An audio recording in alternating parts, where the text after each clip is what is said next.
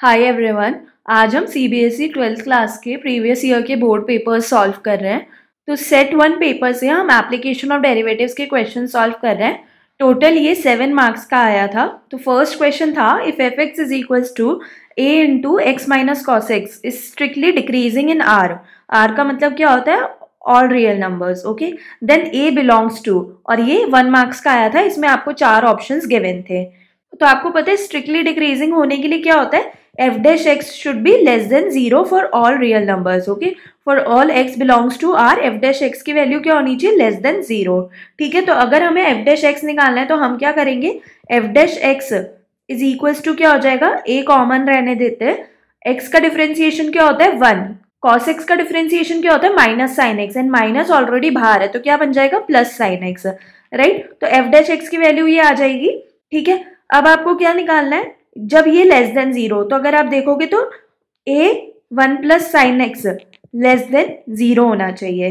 ठीक है, for all x belongs to r, सारे x के लिए ये कंडीशन ट्रू होनी चाहिए। राइट, अब आपको पता है साइन x जो है वो किससे किसके बीच में लाई करता है? इट लाइज बिटवीन -1 से 1। साइन x की वैल्यूज हमेशा किससे किसके बीच में होती है? -1 से 1 के बीच में होती है। राइट, 1 से और -1 इनके बीच में ही हो सकती है साइन एक्स की वैल्यू। तो 1 प्लस साइन एक्स की वैल्यू कहाँ से कहाँ तक होगी? अगर सारी साइड 1 प्लस कर दूं तो यहाँ पर 1 प्लस किया तो 1 प्लस -1। ठीक है, और इधर भी 1 प्लस किया तो 1 प्लस 1। ठीक है, तो यहाँ पर क्या बन जाएगा? 0, 1 प्लस साइन एक्स, और इधर क्या बन जाएगा? 2। That means 1 plus sine x की वैल्यू क्या होगी? 0 से 2 के बीच में लाई करेगी। ठीक है, तो ये वैल्यू हमेशा कैसी आई आपकी? पॉजिटिव। ठीक है, ये वैल्यू हमेशा कैसी है? पॉजिटिव, बिकॉज ये 0 से 2 के बीच में लाई करेगी। अगर ये वैल्यू पॉजिटिव है तो दैट मीन्स क्या हो जाएगा? a should be less than 0। a should be less than 0।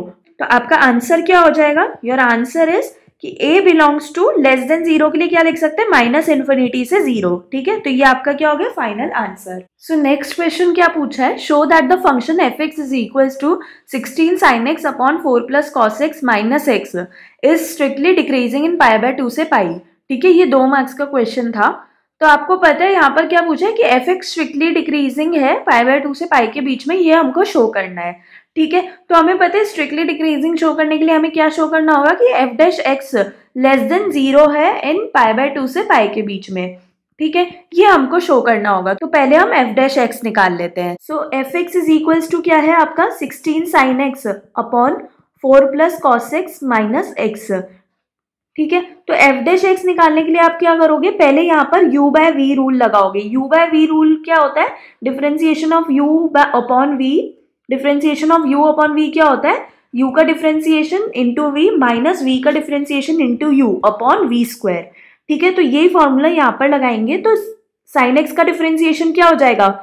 cos x, तो 16 cos x इंटू v, सो 4 plus cos x। Correct, minus क्या करना होगा? u that is 16 sin x और v का differentiation that is 4 plus cos x का differentiation क्या हो जाएगा? Minus sin x। Correct, upon क्या करना होगा? 4 प्लस cos x का होल स्क्वायर। ठीक है, और यहाँ पर x का डिफरेंशिएशन क्या हो जाएगा? 1, सो -1। ठीक है, इसको अगर सॉल्व करेंगे तो हमें क्या मिलेगा? 16 into 4 cos x plus 16 cos square x, और माइनस माइनस यहाँ पे क्या बन जाएंगे? Plus, so plus 16 sin square x। ठीक है, अपॉन में रहने देते हैं 4 प्लस cos x का होल स्क्वायर, और यहाँ पर -1। करेक्ट, तो ये आपको मिल जाएगा 64 cos x। अब इन दोनों टर्म्स में से आप देख सकते हो 16 कॉमन आ रहा है, सो 16 अंदर क्या बचेगा? cos square x plus sine square x। ठीक है, और नीचे ये क्या बन रहा है? 4 प्लस cos x का होल स्क्वायर और -1। ठीक है, cos square x plus sine square x क्या होता है? 1 होता है। ठीक है, तो 64 cos x plus 16 upon 4 plus cos x का होल स्क्वायर -1। ठीक है, अब यहाँ पर मैं एलसीएम ले लूंगी तो मुझे क्या मिलेगा? 64 cos x plus 16 minus 4 plus cos x का whole square upon 4 plus cos x का whole square. Right, a plus b का होल स्क्वायर क्या होता है? a square plus b square plus 2ab, तो 16 स्क्वायर, तो 16 plus cos square x plus 8 cos x। ठीक है, अपॉन में 4 प्लस cos x का होल स्क्वायर। ठीक है, तो यहाँ आप खोलोगे तो आपको दिख रहा है 16 से 16 कैंसिल हो गया, बाकी क्या बचा 64 cos x minus cos square x minus 8 cos x upon 4 plus cos x का whole square. This will become 64 cos x minus 8 cos x क्या हो जाएगा 56 cos x, ठीक है, minus cos square x upon 4 plus cos x का whole square, ठीक है।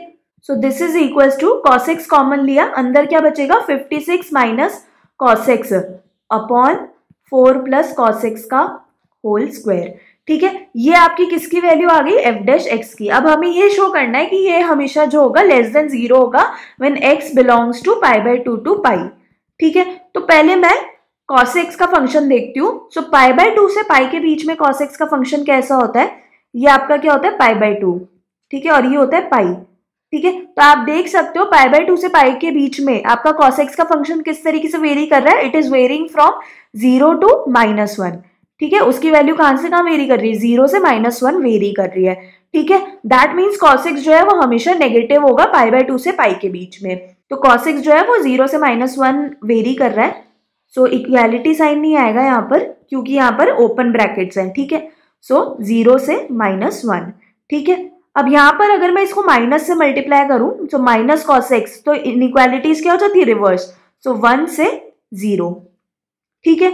अब इसमें 56 ऐड कर दूं सारी साइड्स तो ये क्या बन जाएगा 56 माइनस cos x और ये क्या बन जाएगा 57। तो आपको दिख रहा है 56 माइनस cos x वाली जो वैल्यू है ये वैल्यू हमेशा 56 से 57 के बीच में होने वाली है, that means it is always positive, ठीक है। तो ये वैल्यू आपको दिख गई, ये क्या है हमेशा पॉजिटिव है, ठीक है। 4 प्लस cos x की जो भी वैल्यू है उसके आगे क्या लगा हुआ है स्क्वायर लगा हुआ है, तो स्क्वायर लगा हुआ है that means it will always be positive, ठीक है। ये दोनों वैल्यूज क्या हो गई हमेशा के लिए पॉजिटिव। अब cos x जो है cos x कैसा है पाई बाय 2 से पाई के बीच में -1 से 0 के बीच में वेरी कर रहा है, that means it is always negative. तो इसका मतलब क्या हो गया f डैश x क्या बन गया आपका हमेशा नेगेटिव हो गया, ठीक है। अगर f डैश x हमेशा नेगेटिव है when x belongs to pi by 2 to pi, तो हम क्या कह सकते हैं कि yes our function f(x) is strictly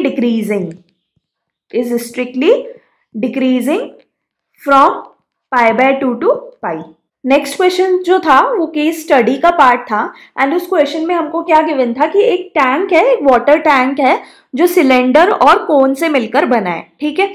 और इसमें क्या गिवन है, a tap is connected to such a tank whose conical part is full of water, ठीक है। वो बोल रहा है कि यहाँ पर नीचे पे टैप कनेक्ट किया है, ठीक है, whose conical part is full of water, ठीक है। तो वो ये कहना चाह रहे हैं कि ये जो टैंक है इसका कोनिकल पार्ट जो है, तो ये वाला कोनिकल पार्ट है, इसमें पूरे में क्या भरा हुआ है पानी भरा हुआ है, ठीक है। Water is dripping out from a tap at the bottom at the uniform rate of 2 centimetre cube पर सेकेंड। तो वो बोल रहा है कि इसमें से पानी कितनी रेट से निकल रहा है 2 सेंटीमीटर क्यूब पर सेकेंड, ठीक है। तो ये सेंटीमीटर क्यूब है, दैट मीन्स ये क्या है rate of change of volume है, ठीक है, dv अपॉन dt है, ठीक है। तो v अगर आपका वॉल्यूम है तो आपको क्या गिवन है dv अपॉन dt, एंड आपको पता है अगर पानी यहां से निकलेगा तो वॉल्यूम क्या होगा डिक्रीज होगा, दैट मीन्स हम dv अपॉन dt को क्या लेंगे नेगेटिव साइन के साथ लेंगे, सो -2 सेंटीमीटर क्यूब पर सेकेंड, ठीक है। उसके बाद आपको क्या गिवन है the semi vertical angle of the conical tank is 45 degrees, ठीक है। तो आपका जो कोनिकल टैंक है वो क्या है, वो इस तरीके से है, this is your conical tank. इसमें क्या बोले सेमी वर्टिकल एंगल, तो अगर ये आपकी हाइट है तो सेमी वर्टिकल एंगल क्या हो जाता है ये, तो इसकी वैल्यू आपको क्या गिवन है 45 डिग्रीज, ठीक है। और ये कोनिकल टैंक क्या है एक सिलेंडर से जुड़ा हुआ है, तो सिलेंडर का रेडियस क्या हो गया r, दैट मीन्स कोनिकल का ये पार्ट क्या हो गया, ये लेंथ क्या हो गई r, ठीक है। अब आप अगर इस वाले ट्राइंगल में देखो तो आप क्या देख सकते हो tan 45 इज इक्वल टू क्या होता है परपेंडिकुलर अपॉन बेस, तो परपेंडिकुलर क्या हो जाएगा r और बेस क्या हो जाएगा h, ठीक है। tan 45 की वैल्यू क्या होती है 1 is equal to r upon h, that means h is equal to क्या आ गया आपका r, ठीक है। अब इसके बाद आपको क्या गिवन है, on the basis of the given information answer the following questions. पहला पार्ट था find the volume of water in the tank in terms of its radius r, ठीक है। रेडियस r मान के आपको बताना है कि volume of water in the tank. तो आपको पता है टैंक में पानी कहाँ पे भरा हुआ था, only in the conical part. तो कोनिकल पार्ट का ही आपको क्या बताना है, वॉल्यूम। तो फर्स्ट पार्ट के लिए वॉल्यूम क्या हो जाता है कोन का, 1/3 पाई आर स्क्वायर एच। ठीक है, 1/3 पाई आर स्क्वायर एच ही वॉल्यूम ऑफ वाटर हो जाएगा। ठीक है, 1/3 पाई आर स्क्वायर। एच की वैल्यू आपको क्या गिवन है, एच यहाँ से आप देख सकते हो आर आया है। ठीक है, so into r, so this is equal to 1/3 pi r cube. ठीक है, ये किस में आ जाएगा, सेंटीमीटर क्यूब में। ठीक है, तो आपको यही बताना था volume of water in the terms of radius r. ठीक है, सेकेंड पार्ट में आपसे क्या पूछा है, find rate of change of radius at an instant when r is equal to 2√2 centimetres. Rate of change of radius क्या होता है, dr/dt। तो किस इंस्टेंट पे आपको dr/dt निकालना है, जब r की वैल्यू क्या हो, 2√2 सेंटीमीटर्स। ठीक है, तो आपको dv/dt गिवन है विच इज इक्वल टू क्या है, -2 सेंटीमीटर क्यूब पर सेकेंड। ठीक है, आपको निकालना क्या है, dr/dt। किस पॉइंट पे निकालना है, when r is equal to 2√2 centimetres. ठीक है, तो dv/dt हम पहले निकाल लेते हैं। तो वॉल्यूम हमको पता है v/1/3 पाई आर क्यूब। ठीक है, क्योंकि हमने फर्स्ट पार्ट से निकाला था। तो इसको डिफरेंशिएट करेंगे both sides with respect to time, with respect to t।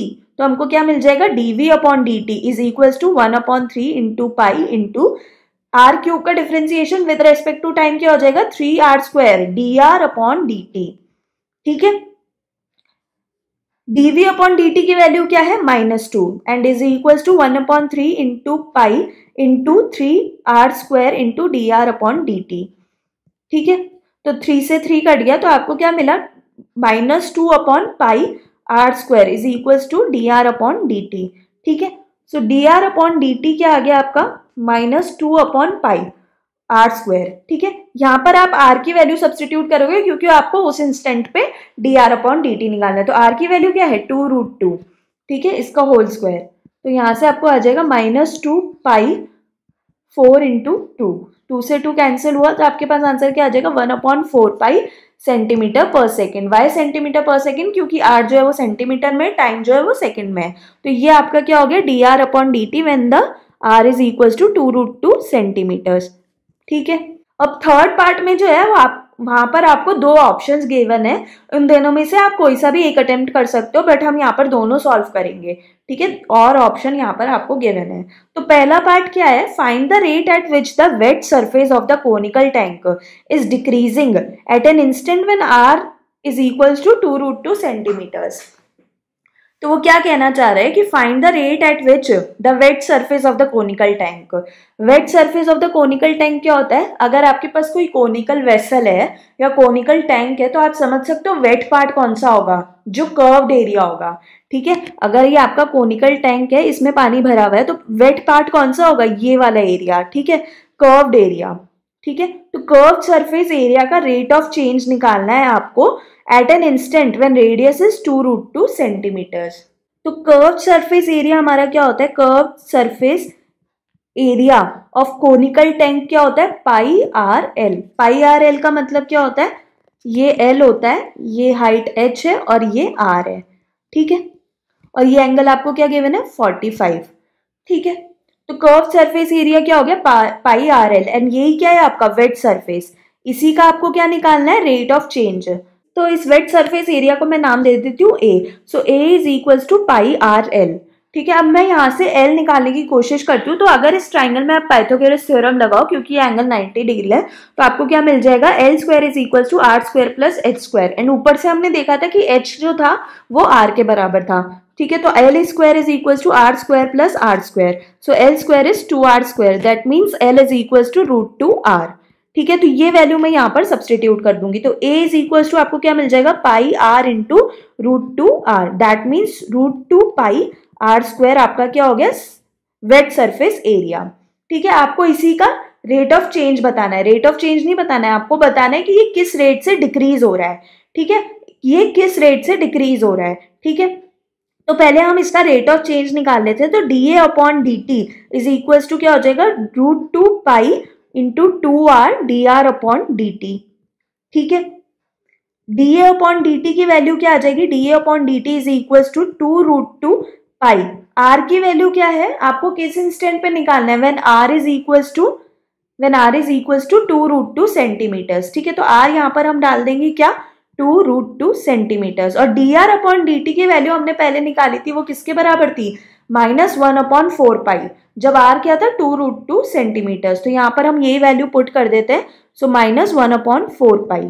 ठीक है, सो इसको सॉल्व करेंगे तो आपके पास क्या आ जाएगा, पाई से पाई कैंसिल, 2 and 2 4 बन जाएगा, ये 4 कैंसिल, और √2 इंटू √2 क्या बन जाएगा 2, तो यहाँ से आ जाएगा -2 सेंटीमीटर स्क्वायर पर सेकेंड। ठीक है, ये आपका आ गया वेट सरफेस एरिया का रेट ऑफ चेंज।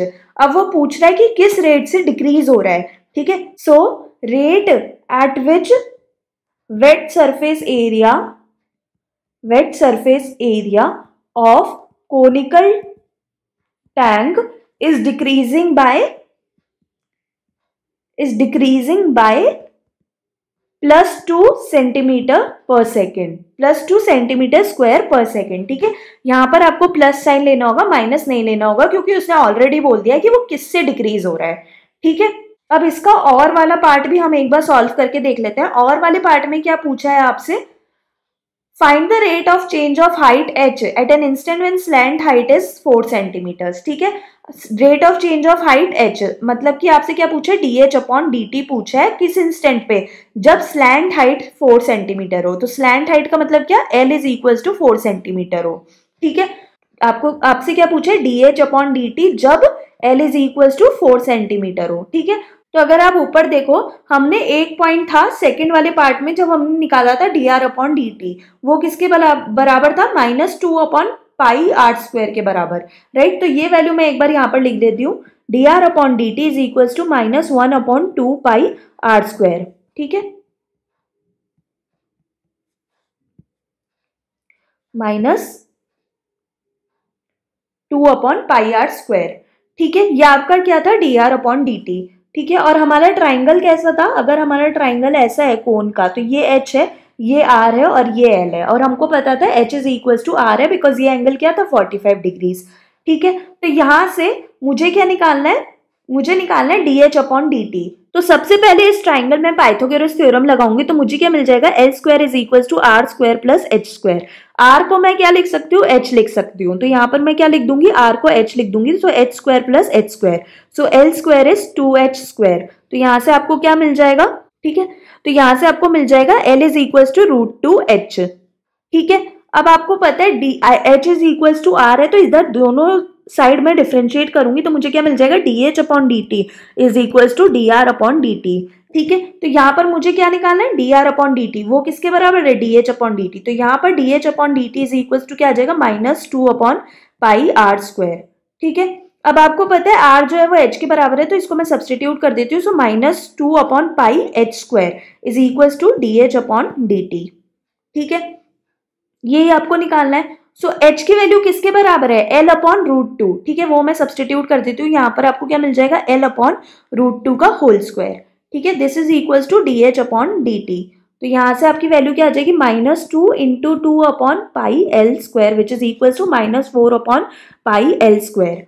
ठीक है, तो आपको किस इंस्टेंट पे dh/dt निकालना था, when l is equal to 4 centimetre. तो ये वैल्यू यहाँ पर पुट करेंगे, तो आपको क्या मिल जाएगा, -4/π4 का whole square. So this is equal to -1/4π centimetre पर सेकेंड।